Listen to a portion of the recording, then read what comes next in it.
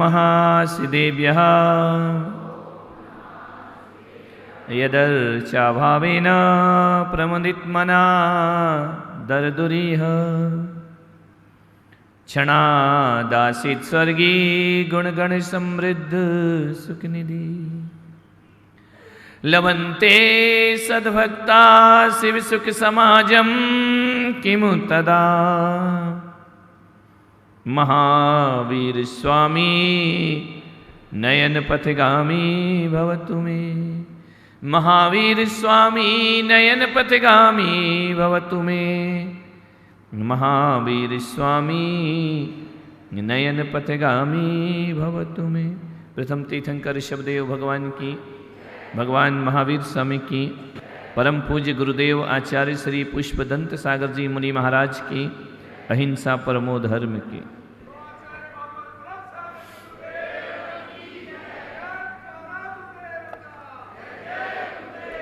प्यारी प्यारी भव्य आत्माओं, कभी हमदम तो कभी मुझसे खफा लगती है, कभी हमदम तो कभी मुझसे खफा लगती है, कभी अपनी तो कभी मुझसे जुदा लगती है। सांस लेता हूं तो जख्मों को हवा लगती है। जिंदगी तू ही बता, तू मेरी क्या लगती है।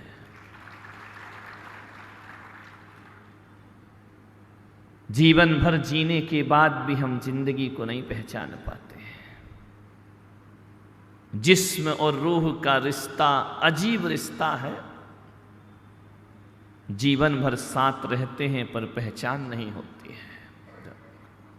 शरीर और आत्मा हमेशा साथ है, लेकिन जिंदगी गुजर जाती है, एक दूसरे को पहचान नहीं पाते। जिंदगी से प्यार करूं तो उम्र कम होती है, और मौत से प्यार करूं तो जिंदगी खफा हो जाया करती है।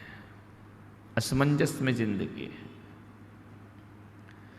इस जिंदगी को समझो, जिंदगी मौत की अमानत है,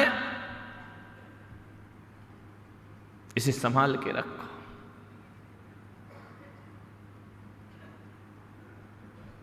ध्यान रखना, दुनिया में आए हो, पढ़ लिख कर पैसा कमा सको या ना कमा सको, कोई गारंटी नहीं है। यश प्रतिष्ठा मिले या ना मिले, कोई भरोसा नहीं है। इस धरती पर आए हो, नाम मिले या ना मिले, कोई भरोसा नहीं है। ज्ञान मिले या ना मिले, कोई भरोसा नहीं। दौलत मिले या ना मिले, कोई भरोसा नहीं मेरे भाई। शोहरत मिले या ना मिले, कोई भरोसा नहीं है। धरती पर आए हो, रिश्ते नाते मिले ना मिले, कोई भरोसा नहीं है। बड़ा मकान मिले या ना मिले, कोई भरोसा नहीं है। टीवी मिले, बीवी मिले ना मिले, कोई भरोसा नहीं है। सुख मिले या ना मिले, कोई गारंटी नहीं है। लेकिन मैं पुलक सागर कहता हूं कि जो भी इस दुनिया में आया है, उसे दुनिया मिले या ना मिले, उसे मौत जरूर मिला करेगी। ध्यान रखना, आदमी मरेगा जरूर, कुछ करो या ना करो। तू लाख करे चतुराई, लाख चालाकी कर लो, मन को बहला लो, चंद सिक्कों में, मकानों में, गाड़ियों में, बंगले में, मौत तो आएगी, मौत तो आएगी ही आएगी। कोई बचने वाला नहीं है। बहाने कुछ भी हो सकते हैं। साधु भी जाएगा और संत भी जाएंगे, ग्रस्त भी जाएगा, पुण्यात्मा भी जाएगा और पापात्मा भी दुनिया से। हर चीज से जीत सकते हो, मृत्यु से नहीं जीत सकते। मृत्यु तो जरूर आएगी। हिंदू को भी आएगी, मुसलमान को भी आएगी, जैन को भी आएगी, ईसाई को भी आएगी, सिख को भी आएगी, बौद्ध को भी आएगी, गांव में भी आएगी, शहर में भी आएगी, और देश में भी आएगी, विदेश में भी आएगी। जहां चले जाओ, मौत तो कोठे में भी आती है और मौत महलों में भी आया करती है। ध्यान रखना, मौत ने किसी को छोड़ा नहीं है। चले जाओ बंबई, पर्दे की जिंदगी जी लो, फिल्म स्टार में बन जाओ, मरोगे तो वहां भी। ध्यान रखना, इंजीनियर बन जाओ, डॉक्टर बन जाओ, कितने भी बड़े ओहदे पर पहुंच जाओ, मरना पड़ेगा। मरोगे तो जरूर। ध्यान रखना, मौत आना निश्चित है, कब आएगी ये अनिश्चित है, लेकिन इतना विश्वास रखो, इतनी अपने मन में विचार करके रखो, आज जवानी पर इतराने वाले कल पछताएगा। और चढ़ता सूरज धीरे धीरे ढलता है, ढल जाएगा। तैयार हो जाओ मौत के लिए। कभी भी आधमकेगी, वो कुछ नहीं देखती कि शादी हो रही, विवाह हो रहा है, जन्म हो रहा है बच्चे का, या अच्छा मांगलिक कार्यक्रम है, या कहीं घूमने जा रहे हैं, वो नहीं देखती। वो तो कहती बस तेरा समय हुआ, अब तू चल, कोई नहीं बचा पाएगा।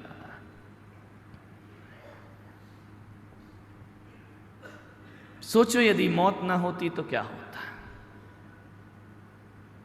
ऐसा कोई सिस्टम आ जाए कि तुम मरो नहीं, फिर क्या होगा?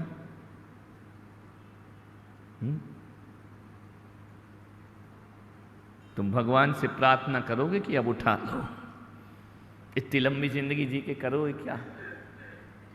150 साल की जिंदगी में आदमी कितने उतार चढ़ाव देख लेता है, कितने सुख दुख देख लेता है।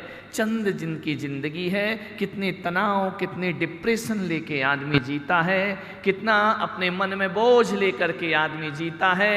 ये चंद सांसें मिली हैं, वो आनंद से नहीं गुजारा करता है, सारे जगत की चिंता में लगा रहता है, परिवार की चिंता में लगा रहता है, घर की चिंता में लगा रहता है। पूरी जिंदगी आदमी ढंग से नहीं जी पाता है, भविष्य को लेके सोचता रहेगा, ये हुआ तो क्या होगा, ऐसा नहीं हुआ तो क्या होगा, वो ऐसा नहीं हुआ तो क्या हो गया। अतीत को याद करता है, मैं ऐसा था, मैंने वैसा किया था, हम ऐसा जीवन जी रहे थे। सारी सांसें बर्बाद कर दी फालतू की बातों में, टेंशन में। मान्यवर, यदि मौत ना होगी ना तो बूढ़ी देह लेके कब तक जियोगे? जर्जर शरीर, बताइए, टूटी हुई कमर, कब तक लेके जियोगे? मौत का शुक्र मानो कि हर बार तुम्हें नया शरीर प्रदान करती है। ध्यान रखना, नया चोला प्रदान करती है, नया जीवन प्रदान करती है। मौत ना होती तो जिंदगी किसी मौत से कम नहीं होती। ध्यान रखना, इसलिए मौत तो आएगी, पक्का आएगी, आना ही चाहिए। दबे दबे पाँव मौत आती है, आने दो। दबे दबे पाँव मौत आती है, आने दो। आहट मिल जाए तो मन मत घबराने दो। निश्चित हुई मृत्यु से जीवन का अंत नहीं, प्राण मुखर होते हैं, देह बदल जाने दो। दबे दबे पाँव मौत आती है, आने दो। कौन रोता है मौत पे? कि खेल खेल में जब खिलौना टूट जाता है, खेल खेल में जब खिलौना टूट जाता है, बालक रो देता है, ज्ञानी मुस्कुराता है आत्मा के जौहरी को इसका कुछ दर्द कहाँ। कौन जन्म लेता है, कौन मृत्यु पाता है, कौन जन्म लेता है, कौन मृत्यु पाता है। नैवं छिद्रन्ति शस्त्राणि नैवं दहन्ति पावकः। इस सोच को लेकर जीने वाला आदमी मृत्यु से घबराता है। बच्चे खिलौना टूटने पर रोते हैं, बड़े नहीं रोते हैं। वो सोचते हैं कि एक टूट गया दूसरा फिर मिल जाएगा बाजार में। तो संत ज्ञानी भी तो ऐसे जीते हैं ना, कि ये खिलौना टूट जाएगा, नया खिलौना फिर तैयार मिल जाएगा। ध्यान रखिए।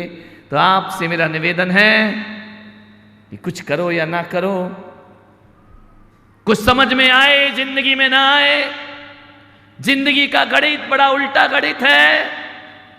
यहां मौत को समझने जाओगे तो मौत समझ में नहीं आएगी। जो जिंदगी को समझ लेता है मौत अपने आप समझ में आ जाया करती है। ध्यान रखना। लोग कहते हैं हमारी मृत्यु सुधरना चाहिए, और मैं पुलक सागर कहता हूं कि मृत्यु को सुधारो तो मृत्यु कभी नहीं सुधरती है।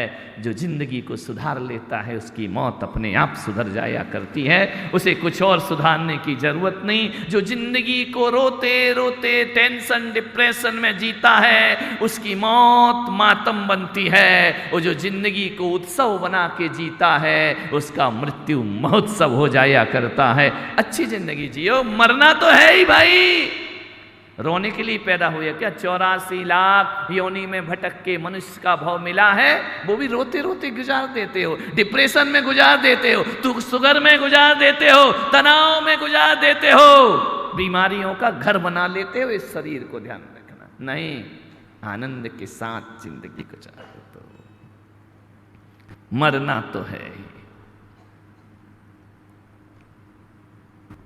मैंने एक बच्चे से पूछा, बेटा कहां जा रहे? यही ऋषभदेव का बच्चा। बोले गुरुदेव स्कूल जा रहा हूं। मैंने कहा स्कूल क्यों जाते हैं? बोले पढ़ने के लिए। मैंने कहा पढ़ते क्यों? बोले कुछ बनने के लिए। मैंने कहा बनते क्यों? बोले कुछ कमाने के लिए। मैंने कहा कमाते क्यों? बोले शादी करने के लिए। तुम इनका शादी क्यों करते हो? बोले छोकरी के लिए। मैंने कहा छोकरी क्यों लाते हो? बोले खाने के लिए।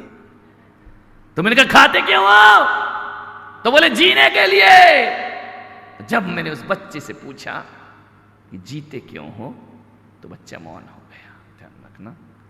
वही मैं आपसे कह रहा हूं, वही मैं आपसे पूछ रहा हूं कि आप जीते क्यों हो? आपके जीने का कारण क्या है? एक आदमी से मैंने पूछा कि तू जिंदा क्यों है, तो मालूम उसका उत्तर क्या था? कि मुझ में सुसाइड करने की ताकत नहीं है, इसलिए मैं जिंदा हूं। ध्यान रखिए।